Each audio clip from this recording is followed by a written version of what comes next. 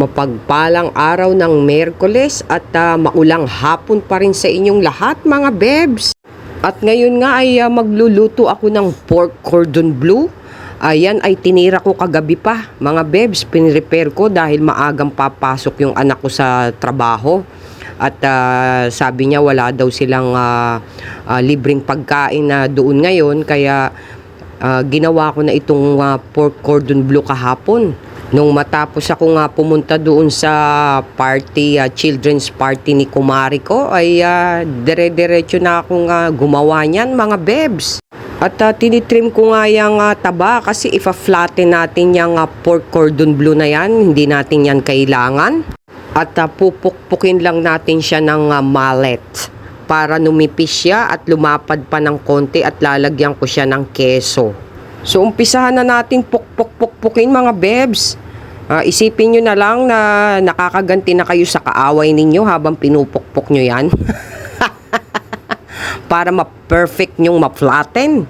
At ayan na nga, at lalagyan na natin siya ng seasoning. Lalagyan ko siya ng salt and pepper at yung aking rub. Seasoning rub. Yan. Yung holy smoke para medyo smoky flavor ang dating. Kasi may mga cumin siya at mga iba't ibang klase ng spices na pwede rin gamitin sa chicken, sa isda at saka dyan sa pork. So lalagyan na natin siya ng keso mga bebs at bibilutin lang natin na para tayong nagbibilot ng lumpia. At kanina ngang umaga hinatid namin si Junaki sa kanyang work dahil wala pa rin talagang tigil ang pag-ulan mga bebs. At kanina namang hapon ng alas 12 ay hinatid na namin din yung anak ko namang mag-duty sa ospital, ang aking estudyante. At ngayon naman magsusundo naman kami mamayang gabi. At wala ngang tigil itong ulang, kawawa naman siya, mababasa ng husto. At ayan nga, alam nyo naman ang proseso niyan. Flour muna, then egg, and then the breadcrumbs. So kailangan selyado lang mga bebs. At ayan yung breadcrumbs, diyan ko nilalagay sa plastic para mas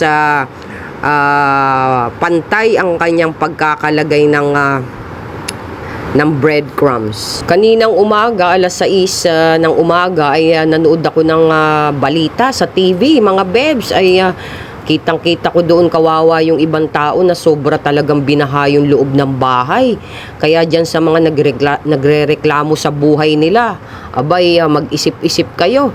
Pasalamat tayo, mayroon tayong bubong at hindi tayo binabaha. Kung meron mang patulo-tulo ay swerte pa rin tayo. At yan nga ang kalagayan sa Tagaytay mga bebs. Halos sa 20 lang ang takbo namin dyan. Kala mo may libing kang sinusundan. Akala mo napakabagal mga bebs dahil zero visibility. Wala kang makita, halos puro mata na lang ng sasakyan ang nakikita mo dyan at talagang nakakasilaw ang kanilang mga ilaw. Sana all mga nakapaglight Ang sarap sanang mamasyal ng ganyan sa Tagaytay, pero dapat hindi umuulan. Kahit ganyang zero visibility, alam mo yon, yung titigil kayo sandali dyan sa kung saan na merong view ng Taal, tas magyayakapang kayo, tapos magsusumpaan kayo ng hindi naman kayo magkakatuluyan. Tapos ginawa nyo pang saksi yung Taal Volcano, tapos sasabog lang yung relasyon nyo. At ngayon ngang hapon ay nag-request si Junakis na pag-uwi niya ay gusto niyang humigop ng mainit daw na sabaw. Since paubos na rin naman yung aking mga ulam kaninang umaga na niluto ko, ay magluluto na ako hanggang bukas na ito ulit ng umaga, pang breakfast nila. So ayan mga bebs, maluluto na yan at hintayin lang natin uling kumulo. At goods na yung ating sopas. Hindi natin masyadong lulutuin yung gulay para meron pa rin siyang crunchiness. So yun lang mga bebs, at ingat-ingat tayo. Mapagpalang hapon na maulan sa inyong lahat. Sumainyo ang kapayapaan at ang pagpapala ng Diyos. Good vibes mga bebs. Thank you for watching.